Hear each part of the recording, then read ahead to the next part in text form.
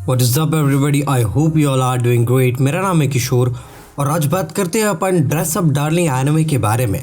मैं जानता हूँ कि मैं इस एनिमे का रिव्यू लाने में बहुत ही ज़्यादा लेट हूँ, लेकिन मैं हर यूट्यूबर की तरह आपको सिर्फ इसकी तारीफ और इसके एनिमेशन के बारे में ये बताकर कि भैया देख ही लो इस एनिमे को, इसमें बहुत सारी हवस भरी पड़ी है, ऐसा बिल्कुल भी नहीं करने वाला हूँ। मैं आप लोगों को इस एनिमे की कुछ जेन्युइन फ्लॉज को आपके सामने रखूँगा, जिनको देखने के बाद आप लोग भी एक बार बैठकर तो सोचोगे कि क्या सिर्फ मेरी हवस के लिए ये एनिमे देखना ज़रूरी है।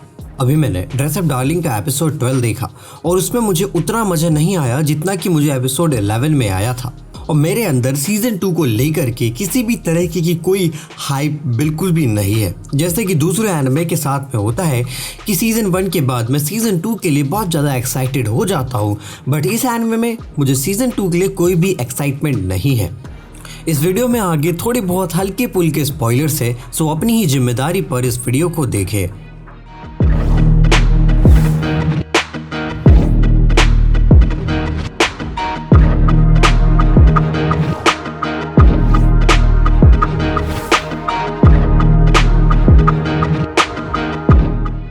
मोस्टली सभी एनिमे में जिसमें भी फायरवर्क और फेस्टिवल वाले सीन्स होते हैं, वहाँ पर आपको क्लिफ हैंगर पे छोड़ दिया जाता है कि इसके आगे भैया आप सीज़न 2 में ही देखना, या फिर हमको कोई कल्चरल रेफरेंस दिया जाता है उस एनिमे से रिलेटेड।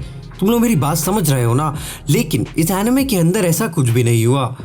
सच बोलूँ तो एकदम से इन लोगों ने हमको गर्म करके वापस ठंडा छोड़ दिया। मैं एक तरफ से बहुत ही ज़्यादा खुश हूँ कि हमको कुछ नया देखने मिला इस एनिमे में, और थोड़ी तरह से निराश भी हूँ कि जो भी मिला वो काफ़ी था। जैसा भी था, ठंडा था, गर्म था, जो भी मिला अच्छा था।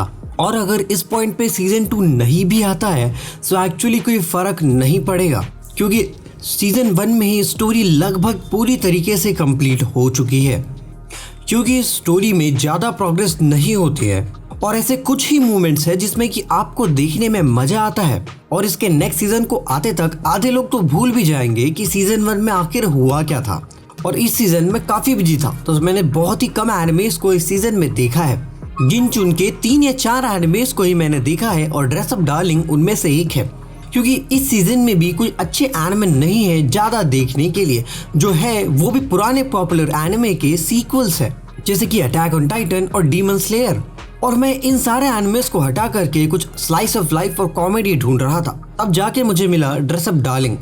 और एक्चुअली इस एनिमे को मैंने उस वक्त में एंजॉय भी करा, लेकिन कुछ एपिसोड देखने के बाद वो मजा भी बिल्कुल किरकिरा हो गया। मुझे इस बात से कोई प्रॉब्लम नहीं है कि ये एक ईची एनिमे है, जिस एनिमे का काम ही है आप लोगों की हवस के बीच में रहना और हमेशा गर्म करके आपको ठंडा छोड़ देना। और मैंने सोचा जब तक मजा आ रहा है तब तक इस एनिमे को देखता हूँ और बाद में 7 की रेटिंग दे करके छोड़ दूंगा। अब इस एनिमे में 2 कैरेक्टर्स हैं जो कि 2 डिफरेंट पर्सपेक्टिव को आपके सामने प्रेजेंट करते हैं। सबसे पहले हमारी फीमेल मेन कैरेक्टर मरियम, ये बहुत ही ज़्यादा क्यूट एंड हॉट दिखती है इस एनिमे में, और मेनली ज़्यादातर जो हमारी ऑडियंस है वो लड़के हैं, so you know what is going on in this anime, इसलिए इसकी पॉपुलैरिटी भी इतनी ज़्यादा है। देन हमारे पास है जो अदर कैरेक्टर, हमारा मेन कैरेक्टर जो कि एक जेंटलमैन टाइप कैरेक्टर है, और एक्चुअली उसका कैरेक्टर पूरी तरीके से इस एनिमे में उसके साथ में बैठता भी है। देखो जब इसका सीजन 1 की स्टोरी लाइन शुरू होती है तो वो बहुत ही अच्छी तरीके से शुरू होती है।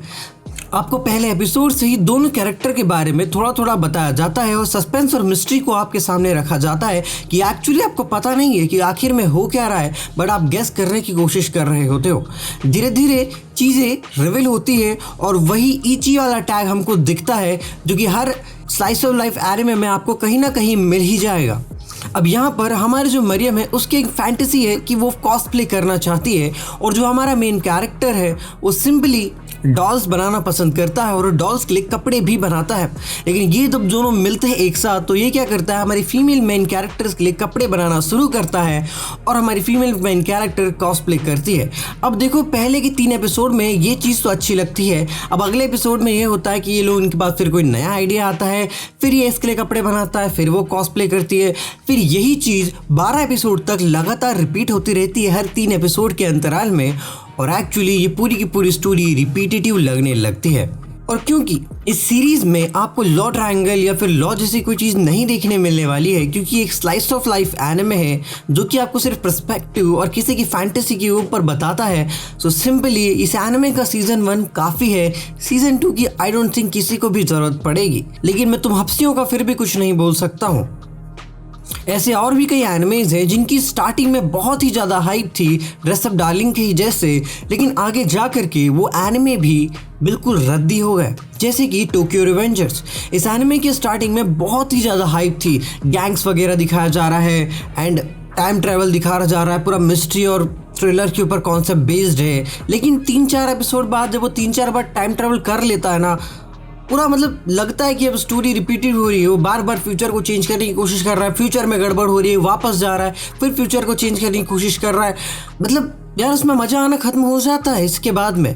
और ऐसे ही कई सा और भी एनिमे हैं जिनमें यही हुआ, स्टार्टिंग के एपिसोड अच्छे थे लेकिन बाद में जाकर के पता नहीं क्यों वो एनिमे रिपीटेटिव और स्टोरी ऐसी लगने लगी कि वो अब देखने लायक नहीं बची। और जैसे कि तुम लोगों को पता ही है, IMDb पे इसकी रेटिंग इस वक्त 6 पॉइंट को चल रही है। और वो इसलिए नहीं कि इसका एनिमेशन या स्टोरी घटिया है, वो इसलिए क्योंकि इसमें इची टैग लगा हुआ है। आप किसी भी एनिमे को उठा करके देख लो, जिसमें भी आपको इची का टैग दिखेगा, उसकी रेटिंग रॉटेन टोमेटोज या फिर माय एनिमे लिस्ट या फिर IMDb पर कम ही दिखेगी। और ऐसे कई एनिमे हैं जिनकी रेटिंग सिर्फ इची के टैग की वजह से कम हो जाती है। अब देखो, इस एनिमे को चेकआउट करना और ना करना ये आपके ऊपर है। अगर आपको ये रिव्यू अच्छा लगता है तो एक बार जा करके देख ही सकते हो, नहीं तो ये तुम्हारे ऊपर है।